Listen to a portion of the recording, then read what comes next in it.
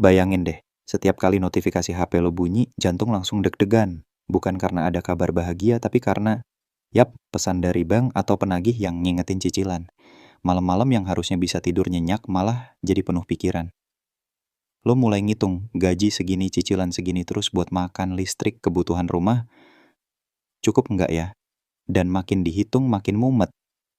Utang tuh punya cara unik buat nyuri ketenangan, bro. Nggak peduli jumlahnya kecil atau gede, rasanya tetap aja kayak beban yang nempel di dada. Tapi yang paling berat itu bukan cuman angka di kertas, melainkan rasa bersalah, takut, bahkan malu yang susah banget hilang. Kayak setiap langkah lu tuh selalu dibuntutin bayangan utang yang nggak pernah pergi.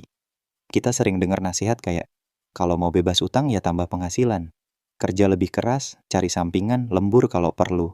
Tapi kenyataannya, nggak semua orang bisa langsung kayak gitu. Dan bahkan kalaupun bisa, seringnya tubuh dan pikiran malah makin capek.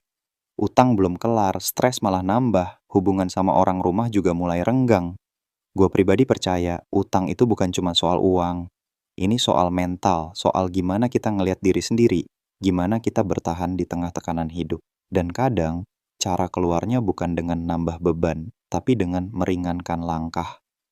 Mungkin sekarang lo lagi di fase itu, ngerasa stuck, mentok, atau bahkan diam-diam nangis karena capek banget sama hidup yang kayak muter di situ-situ aja. Gue pernah bro, dan gue tahu banget rasanya. Gue juga pernah kejebak di lingkaran utang. Waktu itu gue baru nikah, semangat banget pengen punya rumah, punya kendaraan, pengen kelihatan mapan lah di depan keluarga. Karena gaji waktu itu lumayan, gue berani ambil cicilan sana-sini. Awalnya sih ringan, rumah, motor, kartu kredit. Gue pikir, nanti juga kelar pelan-pelan.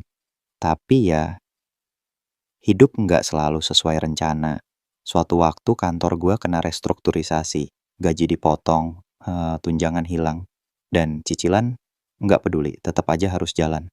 Akhirnya gue coba kayak banyak orang, nyari tambahan, buka usaha online, ambil freelance, bantu temen jualan. Tapi makin dikejar, makin habis tenaga gue. Tidur nggak tenang, kepala penuh angka, hati makin sempit. Yang paling nyesek tuh pas mulai sering bentrok sama istri. Bukan karena hal besar, cuman karena gue ngerasa terus dikejar sesuatu yang nggak bisa gue kendaliin. Sampai satu malam gue duduk sendirian di ruang tamu, lampu mati, semua orang udah tidur. Gue cuma liatin layar HP, ngitung saldo, liat tagihan, dan saat itu gue ngerasa gagal banget kayak hidup yang gue bangun pelan-pelan runtuh begitu aja. Tapi justru dari situ, gue sadar satu hal penting. Selama ini gue mikir, jalan keluar dari utang itu nambah kerja, nambah pemasukan, nambah tenaga. Padahal pikiran gue sendiri udah terlalu capek. Dan dari situ, gue ubah cara pandang gue. Gue mulai belajar untuk ngurangin, bukan nambah. Bukan lari lebih cepat, tapi jalan lebih tenang. Prosesnya nggak instan, tapi gue mulai ngerasain perubahan. Sedikit demi sedikit, hidup gue jadi lebih ringan. Gue pengen lo inget satu hal. Keluar dari utang itu bukan cuma tentang angka, tapi tentang gimana lo ngatur ulang cara pandang dan kebiasaan lo. Ada 4 hal yang bener-bener bantu gue waktu itu. Pertama, berhenti bocor kecil. Kadang bukan cicilan besar yang nyusahin, tapi pengeluaran kecil yang terus ngeluarin uang diam-diam. Kayak langganan aplikasi yang nggak kepake, atau kebiasaan jajan online pas bosen. Waktu gue berani potong itu semua, gue kaget. Ternyata bisa nyisihin lumayan buat nyicil lebih cepet. Kedua, bayar dulu utang yang paling nyiksa mental. Bukan yang paling gede, tapi yang paling bikin nggak tenang. Setelah itu lunas, beban di kepala langsung enteng banget. Ketiga, bikin sistem otomatis. Jangan semua diingat manual. Begitu gajian, langsung potong buat cicilan. Jadi lu nggak perlu ribut sama diri sendiri tiap bulan.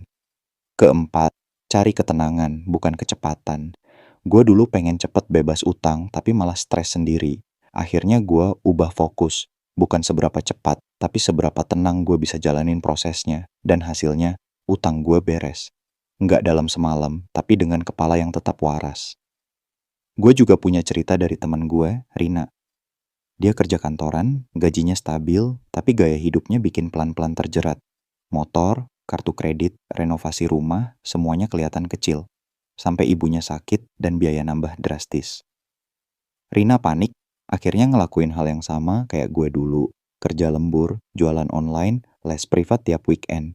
Utangnya memang berkurang, tapi tubuh dan mentalnya nyerah. Dia jarang ketemu keluarga, gampang marah, dan sering jatuh sakit. Sampai satu malam, dia nangis sendirian di kamar dan nanya ke diri sendiri, apa cara gue ini beneran nyelamatin hidup atau justru bikin gue makin tenggelam? Dari situ, dia berhenti sejenak. Bukan buat menyerah, tapi buat nyusun ulang cara berpikirnya.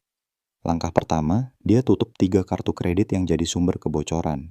Langkah kedua, dia fokus lunasin satu utang yang paling bikin dia gelisah, pinjaman online berbunga tinggi. Begitu itu lunas, dia ngerasa setengah beban hidupnya hilang. Dia juga bikin sistem otomatis, langsung potong gaji buat cicilan tiap bulan. Dan lu tahu hasilnya, bukan cuman utangnya yang selesai dalam 2 tahun, tapi dia juga balik jadi dirinya sendiri. Lebih tenang, lebih sehat, dan bisa ketawa lagi bareng keluarganya. Kisah Rina ini ngingetin gue, bebas dari utang itu bukan soal siapa yang paling cepat, tapi siapa yang bisa tetap tenang. Karena percuma bebas dari utang kalau lo kehilangan kewarasan dan hubungan dengan orang-orang yang lo sayang. Coba deh lo pikirin sebentar. Utang yang lo punya sekarang, itu buat hal yang bener-bener penting atau cuman karena dorongan sesaat? Dan cara lo bayar sekarang bikin lo tenang atau malah makin stres? Kalau lo terus pakai pola yang sama, bayangin hidup lo 1 atau 2 tahun lagi. Masih mau kayak gitu terus? Kadang perubahan tuh nggak harus gede, cukup mulai dari ngurangin satu kebiasaan kecil dan lo bakal ngerasain bedanya.